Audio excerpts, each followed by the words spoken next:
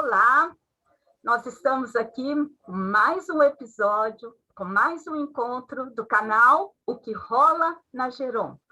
Eu, Marília, Carlos Lima, Sérgio Pascoal e Ieda Duarte temos hoje o prazer, a honra de receber um convidado muito, muito especial. Trata-se do professor Marco Antônio da Silva Ramos, que vai conversar conosco sobre um tema muito interessante, muito importante. Nós vamos falar como a música é capaz de nos conectar com o mundo e com as pessoas. Primeiramente, professor, quero dar boas-vindas, agradecê-lo por ter aceito o nosso convite. Vou apresentá-lo e, em seguida, nós já vamos começar com o que nos traz aqui nesse episódio, neste encontro do canal. Bem, professor Marco Antônio, ele é professor titular, hoje é professor sênior de regência coral da ECA, que é a Escola de Comunicação e Arte da Universidade de São Paulo. Ele fez uma carreira brilhante em vários sentidos, tanto no Brasil quanto no exterior. Ele teve a oportunidade de reger peças maravilhosas, espalhadas por todo lugar que ele fez. Atualmente, ele é professor aposentado, mas continua trabalhando com coral. Ele tem uma experiência super boa na escola, na Universidade Aberta da Terceira Idade da USP, quando ele abriu, né, quando ele teve o prazer de reger o coral da terceira idade, e, enfim, ele continua trabalhando, exercendo aquele talento que tem, conhece tudo de música, de regência, de peças, e nós vamos ver com ele sobre este assunto. Professor, eu não poderia, já que o nosso assunto é música, começar sem fazer alusão a uma música que eu gosto muito. Esta música chama-se Eu, Caçador de Mim, é interpretada por Milton Nascimento, mas a composição é de Sérgio Magrão e Luiz Carlos Sá. E, assim, essa música sempre me acompanhou na minha vida, porque eu gosto muito, mas eu não vou ler ou citá-la inteira, mas eu gostaria só de fazer um comentário que começa assim.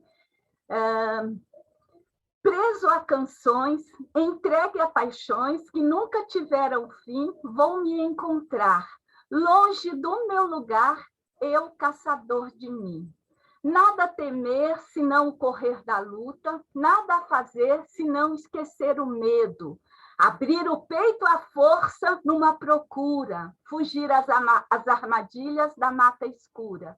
Longe se vai sonhando demais, mas onde se chega assim? Vou descobrir o que me faz sentir eu, caçador de mim. Não é? Então, essa música faz parte da nossa música popular brasileira. E pensando no que não da interpretação da música, mas a beleza, e eu não estou falando quando ela é interpretada, estou dizendo nesse momento apenas da letra. A música é realmente capaz de nos conectar com o mundo, com as pessoas, professor? Sim, na verdade, você está me perguntando da música, mas você está falando de poesia, né? Sim. Mas eu preferia falar de música. Eu gosto bastante de poesia, também escrevi toda a vida poesia, tem até algumas canções que foram premiadas aí nos festivais da Record, da Globo daqueles anos e tudo, mas depois eu resolvi deixar a vida da música popular e ir para a música erudita, estudar e fui aluno da primeira turma do departamento de música da ECA, né?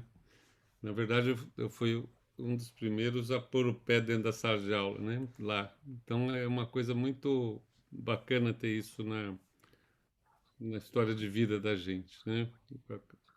Essa coisa de participar de um primeiro passo, né? Antes de começar a falar também do tema central, eu ainda queria corrigir um detalhe. Eu nunca fui o regente do coral da terceira idade. Eu fui o fundador, mas quem regia eram os nossos alunos. Eu criei um programa onde era um coro que era regido pelos jovens Aham. cantado pelos idosos. Então, criava uma forte corrente de transferência de experiências e de energias que era muito bonita, era uma coisa assim muito emocionante de ver. Os concertos desse coro eram assim muito marcados pela emoção e pela qualidade, porque eu sempre disse para eles que não tem idade para fazer arte com qualidade, que a gente tem que trabalhar e desenvolver, né? Você me pergunta como a música é capaz de conectar as pessoas, de conectar as pessoas ao mundo, o mundo às pessoas, né? A música é, é uma linguagem, dizem que é uma linguagem, né? Uma linguagem onde só existe o parâmetro, vamos dizer assim, a parte da estrutura, né? É como se fosse uma língua que só tem sintaxe, mas não tem significados, né?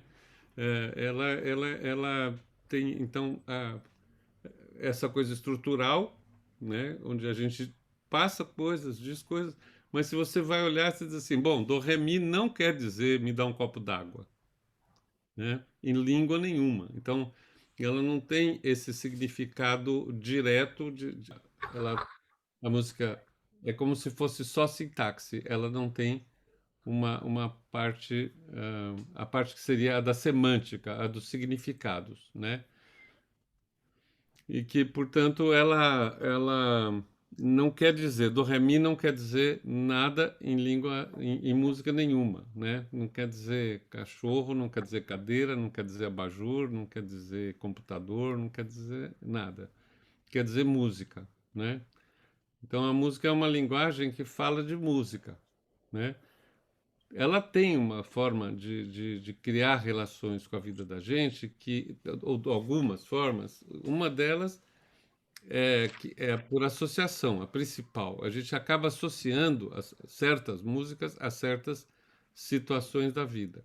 Então, isso pode nos agradar ou desagradar, né? Às vezes a gente não gosta da música, mas ela aconteceu numa parte boa da vida da gente. A música, quando toca, você lembra daquilo, você até gosta da música que você não gostaria, né? E do outro lado, às vezes você uma música que você gosta muito, mas ela acontece num momento onde você está com uma situação crítica na sua vida, com alguma coisa assim.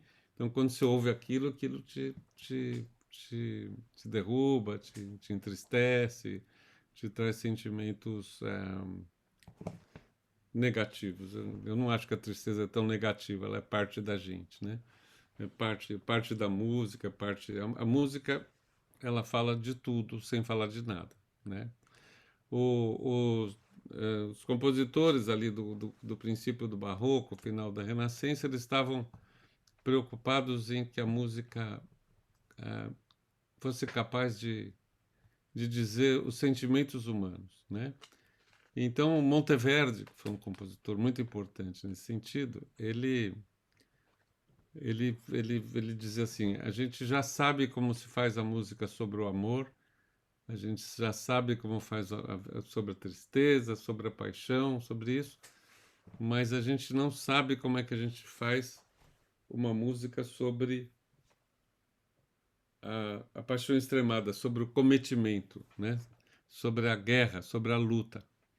Então ele faz uma canção, não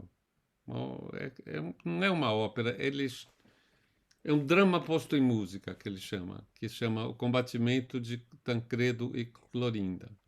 Então não é só que ele vai falar sobre a guerra, ele faz com que a música crie essa sensação desse momento da cavalgada, dos cavalos e das armas, essa coisa toda.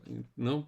Então, as pessoas estão sempre procurando, e o homem está sempre descobrindo uma coisa nova em si mesmo, e a música está procurando sempre traduzir o sentimento do tempo, as coisas do seu tempo, né? às vezes de tempos passados, às vezes de tempos futuros, mas ela tá sempre procurando ser uma tradução, né? O Ezra Pound, ele dizia que os artistas são a antena da raça, né? Então, acho que tem uma coisa interessante aí para a gente falar nessa conexão, né? Está ligado no conjunto. Às vezes tem percepções anteriores, futuras. Ah, as pessoas falam que a arte imita a vida, ou que a vida imita a arte, essa coisa toda.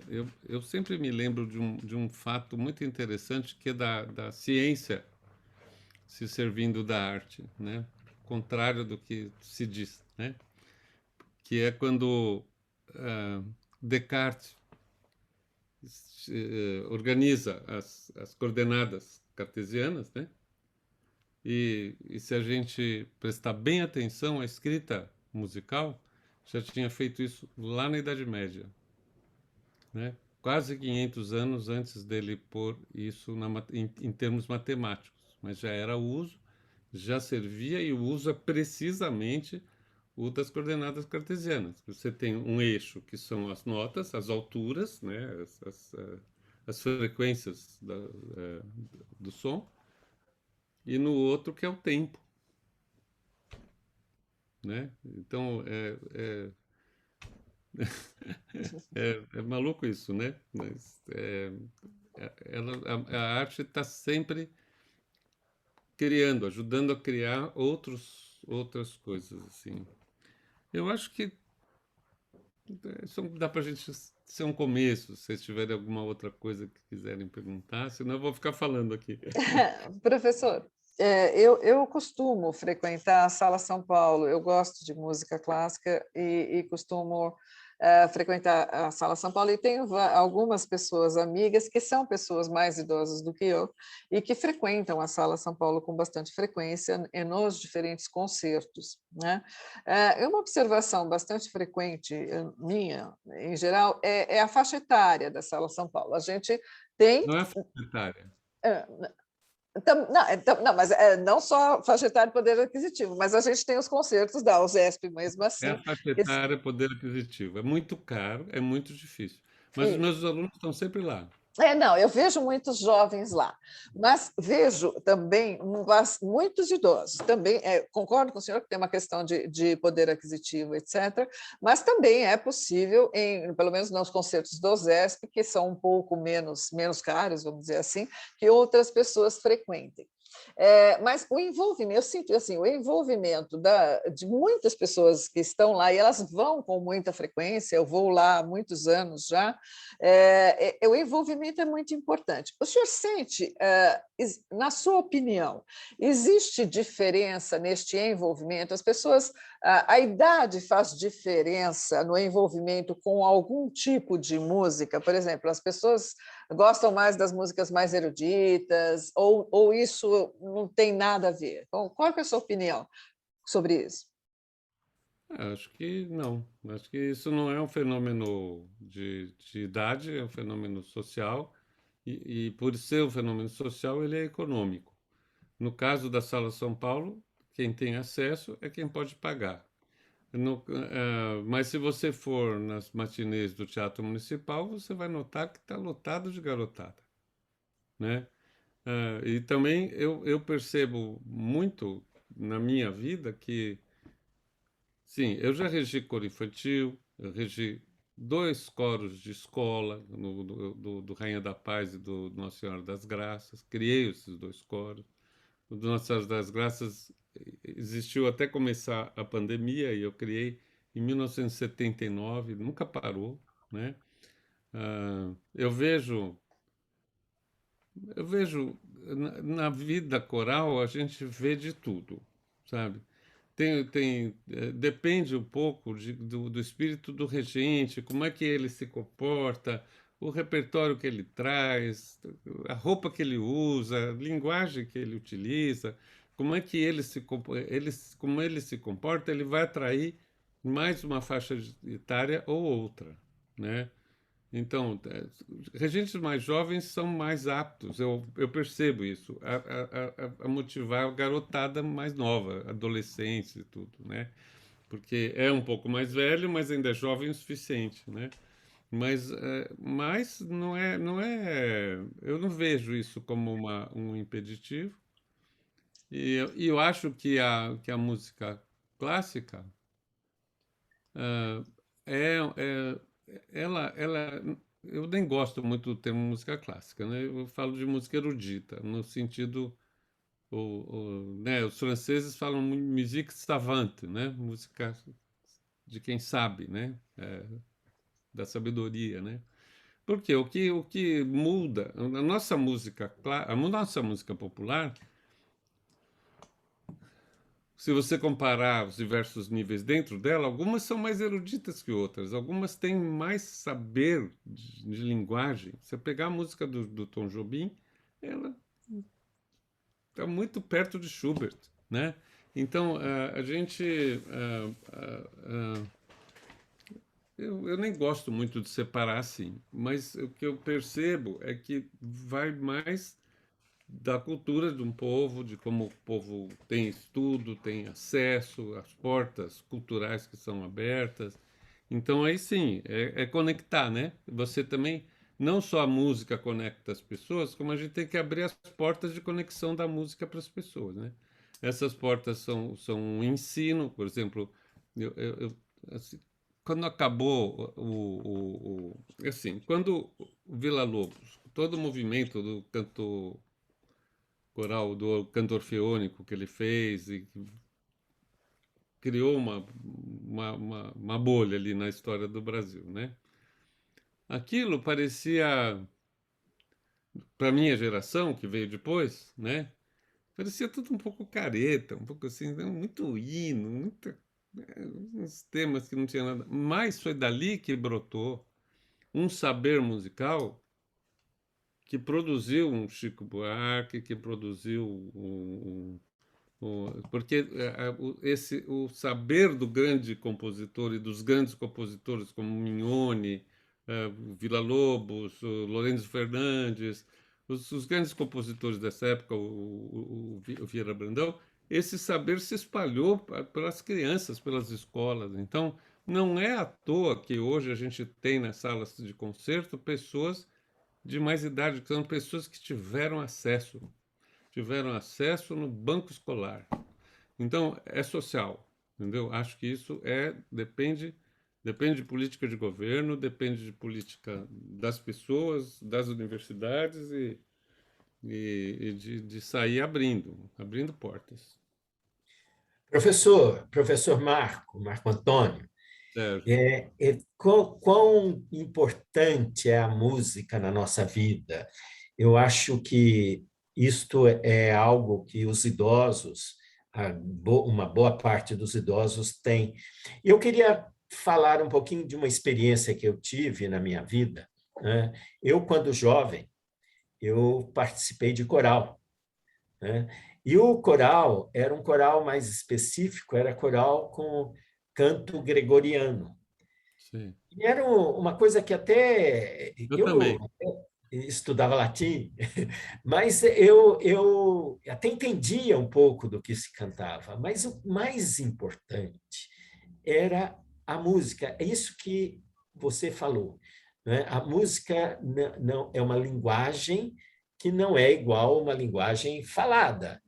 A música, o dó, ré, mi, não significa eu quero isto. O dó, ré, mi é uma sensação. Na verdade, a música traz uma sensação. E aquilo, para mim, cantar naquele coral, o canto gregoriano, me elevava a alma. Quer dizer, que era uma coisa fantástica, mesmo sabendo que o canto gregoriano não tem tantas variações como nas outras músicas, né? E Mas eu era o queria, motivo, né? então eu queria lhe perguntar qual a importância da música para os idosos?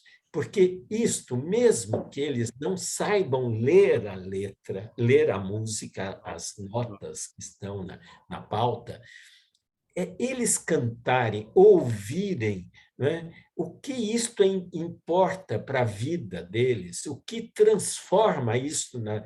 Até já disseram, tem música, foi você mesmo, tem música que nos remete a alguma lembrança, mas além disto, para mim isso é claríssimo. Quando eu ouço uma música, parece que eu me transformo, eu me sinto bem, dá uma sensação de bem-estar, mesmo que não me remeta a alguma lembrança boa. Se remete, ainda tem essa outra questão.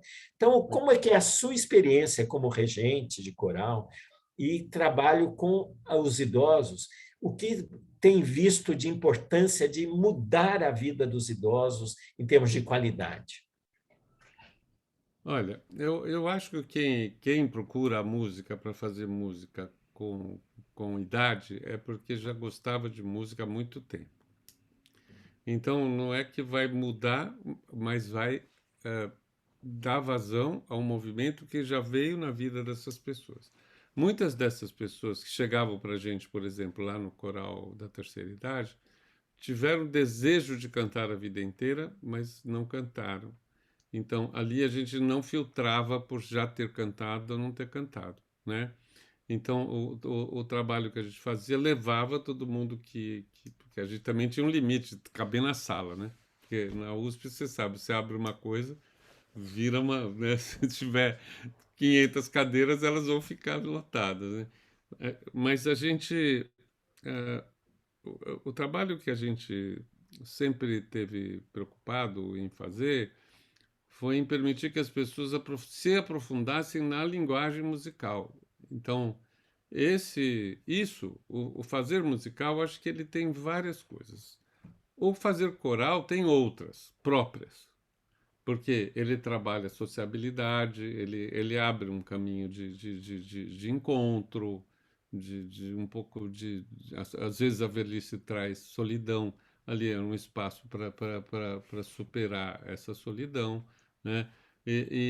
Mas se respira, abre, toma ar, fazer alongamento, tinha que andar aquelas distâncias todas da USP, né? Essa minha tia, até ela parar, que ela parou com 90 e não lá vai pedrada de cantar, ela ia com a bengalinha dela, um grande sacrifício e dor que causava caminhar para ela, e nunca faltava. Toda sexta-feira, às 2 horas da tarde, ela estava lá. Então, como ela, outras, com mais dificuldade até do que ela, né?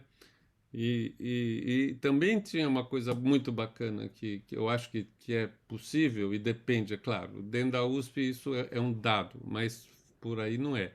Mas lá que era a convivência entre classes sociais. A coisa ali era aberta e havia uma convivência, não tinha nenhum tipo de barreira desse tipo, né? Quer cantar? Vamos cantar, né? Então, eu acho que tem vários componentes assim que vão fazer. Agora, tem uma coisa que eu não entendo direito, não sou médico e não sei nada disso. Mas uma vez uma colega, uma coralista minha, psicóloga, assim, uma pessoa com muita formação e também o marido dela era um psiquiatra muito conhecido, o Dr. Bashir, né? E eles, uma vez me trouxeram um artigo que mostrava que no começo desses estudos da neurociência, né, que os músicos eruditos que sabem ler música, tocam, usando a partitura e produzem música, têm 2 milímetros a mais de massa cinzenta do que o comum dos mortais. Isso me fez entender que uma coisa que eu sempre notei. Eu comecei, minha mãe era professora de música, meu pai já cantava, ele era advogado, mas eu gostava de ópera, cantava em clube amador de ópera, essas coisas todas. Eu também comecei cantando em coro gregoriano, viu? Lá no Liceu Pasteur, que é onde eu comecei a cantar, né? Com bem pouca idade, né? Mas eu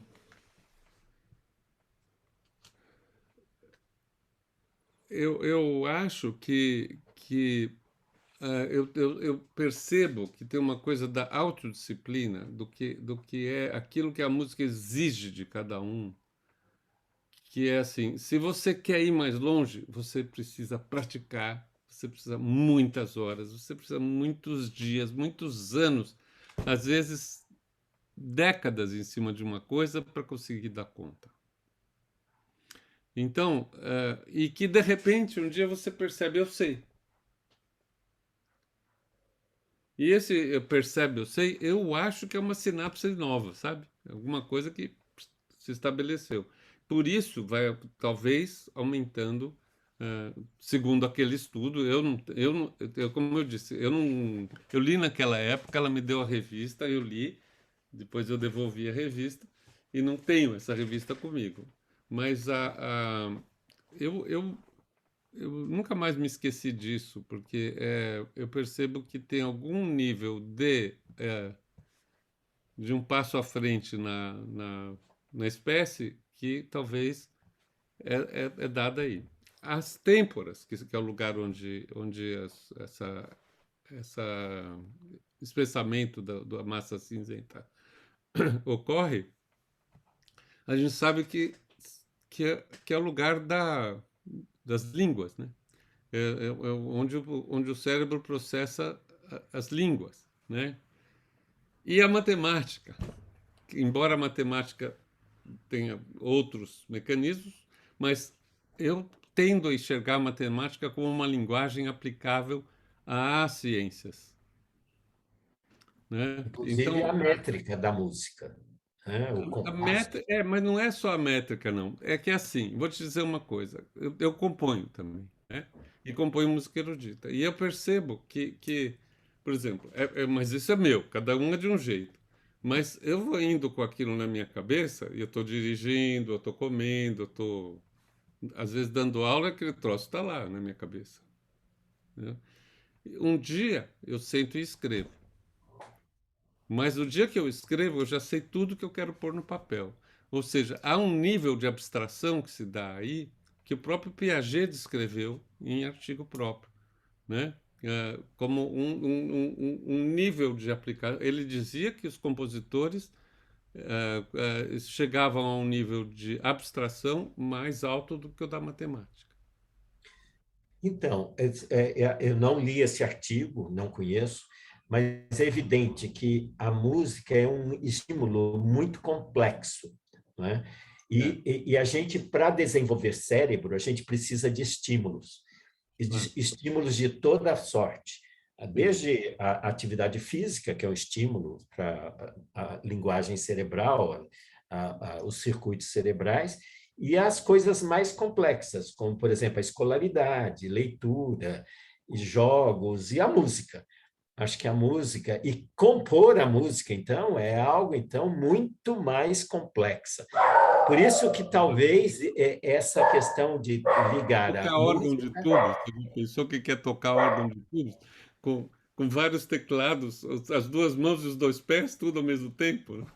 Exatamente, quer dizer, é uma atividade extremamente complexa e, por isso, é um estímulo muito complexo, o Claro. que exige muitos circuitos cerebrais. Então, isso é fantástico. E eu acho que é muito importante a música para o desenvolvimento dos idosos. Até, por exemplo, a gente sabe de musicoterapia para o tratamento de Alzheimer, por exemplo. Ajuda muito. E Parkinson, né? É. Parkinson também. Isso, pensando um pouquinho nisso que o Sérgio acabou de colocar e no que o senhor também acabou de colocar, professor, na sua experiência com o coral, né, que o senhor fundou na universidade, que era trabalhado pelos... Foi um deles, eram 7 grupos antes da pandemia. Então, melhor ainda, né? Nessa sua experiência com os corais, o senhor observou modificações nas pessoas que mais ativamente participavam, ou pelo menos mais, não, se não ativamente, mais continuamente, como o senhor mesmo disse, né? A atividade de repetição, ele está lá, ele vai pela motivação, porque ele gosta, mas ele se envolve e ele volta e faz isso uma rotina da vida dele. Às vezes nem todos são assim, mas tem as pessoas que mais são assim. O senhor conseguiu perceber alguma modificação no geral dessas pessoas? Para a gente compartilhar com quem nos escuta o quão bem a música pode fazer para as pessoas idosas, nesse sentido. Para as pessoas idosas vai fazer bem sempre, de todas as formas, porque faz bem de muitas maneiras. Às vezes não é só fazendo música. Hoje a gente tem essa maravilha que são as plataformas de música, de vídeo. A gente pode ouvir música de tudo quanto é canto do mundo, né? Então, eu acho que até isso, que é você ouvir outras culturas, voltando para a questão da conexão, né, Marília? Quando você se aproxima de muitos tipos de música, e não só daquelas que você já gostava, né? Isso eu acho que o torna uma pessoa mais maleável para a vida, sabe? Com menos preconceito, com menos ódio, sabe? Você vai entender o que é o outro. A música é muito capaz de mostrar o que o outro é, né? Eles dizem assim, puxa vida, né? Esse sujeito fez isso daqui, mas olha a cara dele, nossa, tem uma cara de mal, mas que música maravilhosa que ele faz. Você vai conversar com ele, ele não tem nada de mal, ele só tem cara de mal, né? Né? Então, e às vezes é o contrário, né? Tem notícia de compositores que eram horríveis, pessoas horríveis, assim como ser humano, né? Mas que fizeram músicas que mexem com a gente para a gente se tornar um ser humano melhor. Então, é tudo muito complexo. Eu acho que a gente ainda está muito no começo. A gente ainda está muito no começo como raça, né? Acho que ainda a gente, como raça humana, é a única que eu reconheço, né?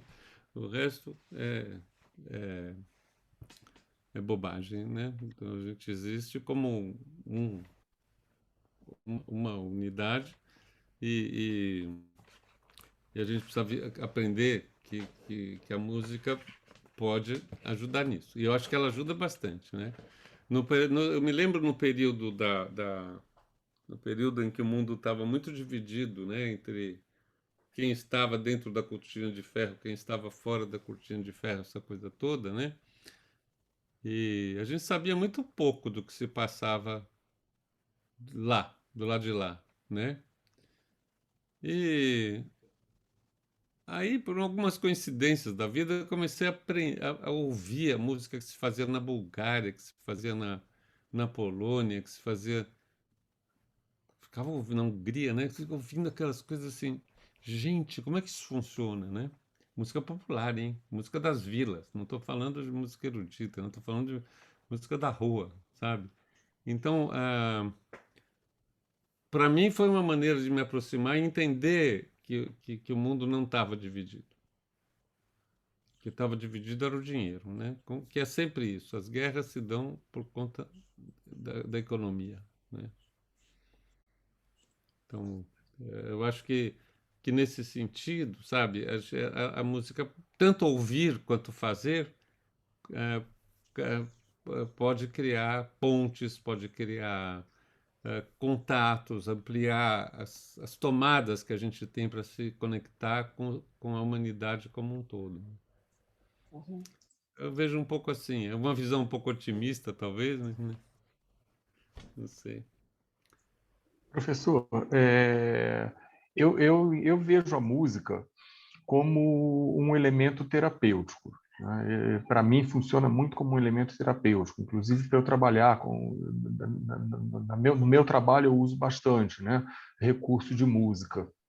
Agora, em relação a alguns idosos, né, e aí eu falo de idosos com alguma particularidade, por exemplo, pessoas até que têm um componente um pouco mais depressivo, né, e saudosista. Algumas pessoas, elas idosas, né, elas têm na música, muitas vezes, aquilo até que você já falou um pouco, né, de de que lembranças essa música traz.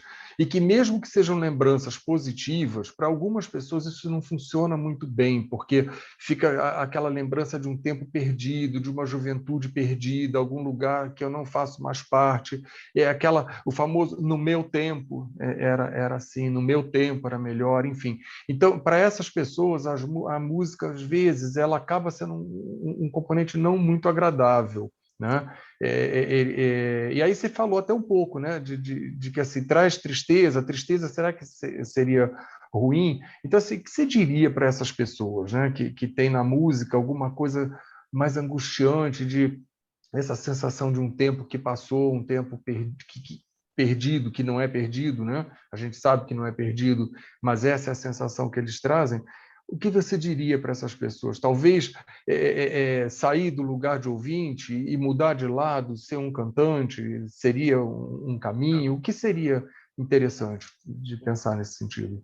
O Sérgio falou um pouco dessa coisa da terapia, né? Das terapias para os problemas mais sérios. Mas, olha, eu acho que eu não tenho nada para dizer, porque entre os meus alunos, frequentemente eu tenho alunos depressivos, eu tenho alunos fortemente autodestrutivos, às vezes, né? E eu acho que e muitas vezes eu consigo, eu sempre empresto a essas pessoas a minha solidariedade, né?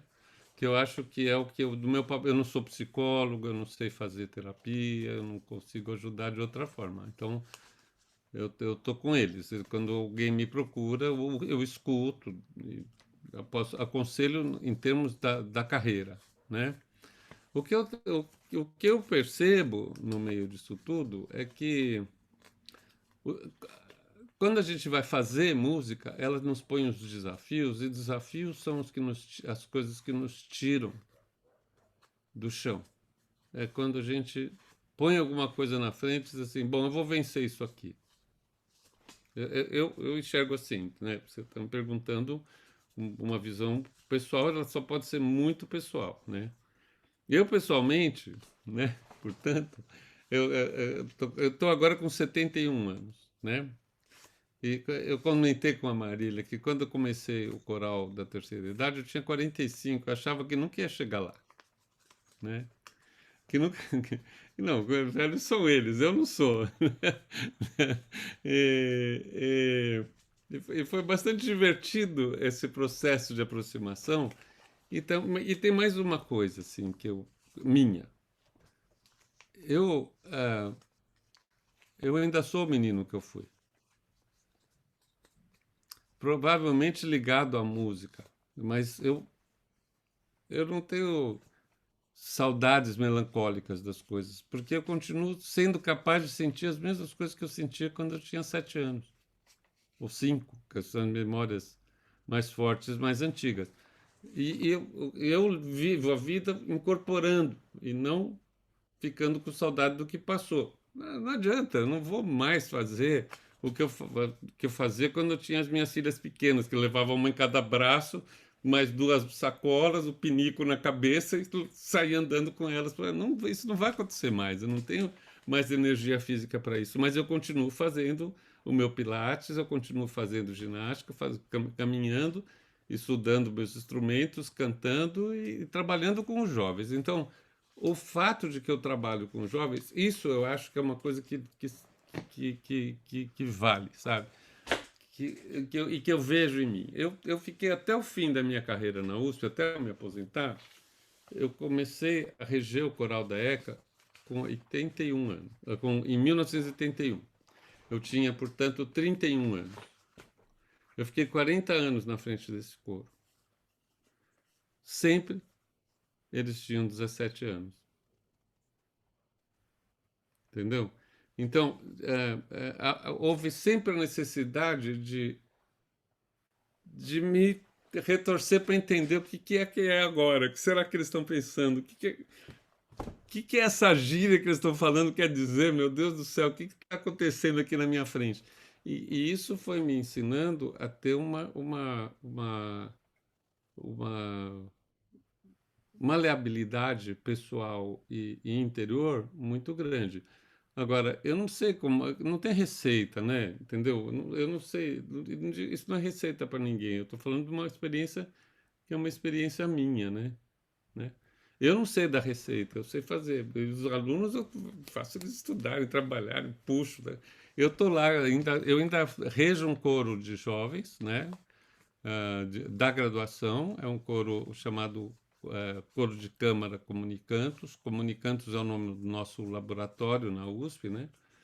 Eu já não sou mais o coordenador, a coordenadora agora é a professora Suzana Cecília Igaiara Souza, ela continua com a coordenação do trabalho todo, mas a gente tem esses coros, por exemplo, um coro que a gente conseguiu manter até aqui, além do coral da ECA, que é curricular, né?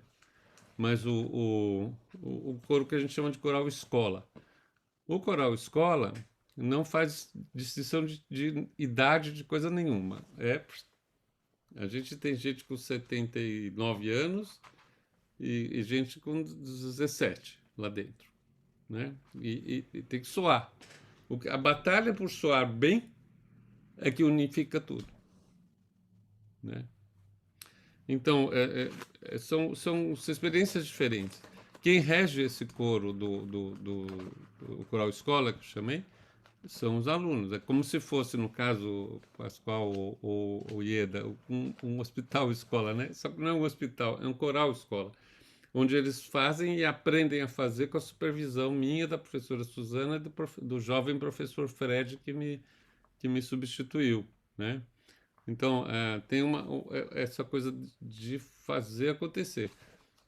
Tem aí essa coisa que o Carlos perguntou, da tristeza, tem gente que não gosta de um repertório, mas não gosta dessa peça, mas eu gosto daquela. Mas você gosta daquela, não gosta daquela. Ok, eu vou cantar essa porque você gosta. E eu, entendeu? Então, as coisas ficam mais maleáveis também. Então, acho que isso é a coisa da maleabilidade do espírito, do modo deles se colocarem em frente aos coralistas, os próprios jovens, né? Porque eles são graduandos e pós-graduandos, né? No coro de câmara, os meus assistentes são doutorandos, né? No coral da ECA, os assistentes são mestrandos. E no coral escola, são os graduandos. Então, os graduandos aprendem a reger ali com um coro, com cara do coro que eles vão pegar lá fora quando eles se formarem. Ninguém começa regendo o coro do Teatro Municipal ou da USP, entendeu? Tem que saber fazer a vida como ela é lá fora. Então, eu criei esse laboratório com essa cara, com a ideia de que as experiências têm que ser trocadas, que é a única maneira, né? Então, acho que essa coisa da terceira idade trocando com o jovem, do amador trocando com o profissionalizante, do doutorando orientando o graduando, do graduando reclamando com o doutorando, sabe? Tem uma vida e tudo isso ligado à pesquisa, né? A gente não faz pesquisa na área médica ou nessas áreas que a gente está falando aqui, não faz. Isso tudo que a gente está falando são reflexões de um artista quando velho, né? Não de um artista quando jovem, do Joyce, né? Mas são reflexões olhando para a vida, lembrando também, sim, das coisas que eu aprendi com os meus professores e passando a experiência deles, que passou por mim, passando para frente para continuar, né? A escola de regência que a USP tem um laço lá no século XIX. O professor, o primeiro regente de coro que separou a atividade de regência de coro da regência de orquestra foi Brahms. E um aluno dele foi professor do meu professor. Então, essa tradição vem de lá, mas ela está totalmente cheia de samba aqui, que foi a minha experiência de jovem lá no meio dos originais do samba, do MPB4, Eduardo Gudim, que era o meu parceiro, né? E isso entra na minha música erudita também, né? Eu acho que uma das coisas bonitas que tem na música brasileira, voltando para o primeiro tema que a Marília trouxe, é que ela é capaz, a música brasileira tem sido capaz, não sei se sempre vai ser, mas ela tem sido capaz, foi capaz durante o século XX, pelo menos, de deixar conversar a música erudita com a música clássica. Então, mesmo aqueles mais europeizantes, mais assim, não quero saber nada com música popular, mas quando você vai ver, no meio da composição daquele cara tem uma ginga, tem uma coisa assim que, que é bonita de se ver, né? E assim Chopin, né? Foi a mesma coisa, né? Essa conversa da música popular polonesa com a música erudita que ele dominava com perfeição. Liszt foi assim, com Bartók, Kodály e tantos, tantos outros, né? Brahms, Beethoven, né? Tinham um desejo de uma coisa, mas estavam sempre olhando para onde a música estava, né? A música está no ser humano, está na vida, né? Às vezes está no passarinho, sim. Muita gente se inspira no sabiá, né? Vou voltar, fica ainda vou, né? Mas, mas o sabiá não sabe disso, né? Parece que não. O sabiá, Professor, os sabiás aqui em São professor, Paulo ficaram loucos, né? Eles, como aqui não tem noite, não tem dia, porque está sempre tudo iluminado, eles encontraram horário para namorar às 4 da manhã, né? é, Então, se você prestar bem atenção, eles cantam às 3h30, 4 horas para É acordar a verdade, é gente. verdade. aliás, professor, o canto dos passarinhos, eu acho que inspira muito e deve inspirar, inclusive, os compositores, eu imagino, porque tem Tem tanta alguns, né? melodia, tanta coisa bonita. Mas eu Tem, queria ressaltar uma coisa muito importante da sua história, da sua trajetória, que foi ao passar dos anos, quando envelhecendo e as turmas sempre tinham a mesma idade, nos relata que o que o fez ter sucesso foi a maleabilidade. Isto é uma característica fundamental que nós, todos, seres humanos, precisamos aprender a ser para ter uma velhice melhor. A maleabilidade, essa adaptabilidade, é que vai nos fazer a gente ter não fica uma. aquele vô ranzinza, né? Exato, não ser ranzinza. Então, eu queria ressaltar isso, porque isso é um ensinamento que está nos deixando aqui nessa entrevista muito importante. Quer dizer, a sua história de sucesso na regência se deveu a essa sua vontade de ser maleável, vontade de ouvir o outro, vontade de aprender o outro, e não aquela de ser aquele professor antigo que só falava, vocês façam assim, mas eu entendi que isto foi muito importante para os alunos, mas muito importante para você, porque É, isso fez deu a chance de viver o tempo todo, né, sendo partícipe e ativo. Muito obrigado por esse ensinamento. Eu também, Sérgio, eu quero endossar sua palavra, porque eu anotei aqui, professora, adorei essa frase que o senhor disse. Eles tinham sempre 17 anos e o tempo estava passando na sua vida e eles estavam chegando, então foi perfeito. Professora, a gente precisa terminar, mas assim, muito agradecida pela sua participação, não é? Pelos seus ensinamentos. Muito obrigada mesmo. E para terminar, será que se eu lhe perguntar ou eu pedir isso, o senhor completar essa frase para nós de tantas coisas lindas, tantas informações, tanto conhecimento que o senhor nos passou, assim, completa essa frase para mim. Música é para você. a música é aquilo que tiver que ser. Ai! Ótimo! Abriu a janela. Pronto, não é? Está muito aberto. Perfeito. E música aí é isso mesmo. Tem um significado para nós. Então, Muito obrigada, Ieda, Carlos e Sérgio, querem dizer uma palavra final? Só muito obrigada. Professor, muito obrigada pela sua participação aqui hoje. Eu acho que ouvir o senhor vai trazer um novo olhar para as pessoas sobre a questão do olhar para a música mesmo e do vivenciar a experiência musical. Quero agradecer muito o senhor ter compartilhado isso com a gente aqui e com as pessoas que nos escutam. Eu queria dizer, professor Marco Antônio, quão satisfeito eu estou hoje, porque a música, para mim, é importantíssima na minha vida. E ter alguém que nos conte da música, da forma como nos contou aí do dia a dia, como é legal a gente entender um pouquinho do universo, né, de quem está imerso na música. A gente vive a música de uma outra forma que não a sua. E ver como você usou a música para não só se enriquecer profissionalmente, enriquecer que eu falo não monetário, mas enriquecer profissionalmente, né? E ajudar os outros é uma coisa fantástica. Eu queria agradecer em nome de todos aqueles que aprenderam consigo. Eu queria agradecer porque eu sinto que eles foram muito tiveram muita sorte de ter você como professor. Muito obrigado por suas palavras. Eu queria terminar dizendo que eu fiquei com muita vontade de entrar para um coral e cantar.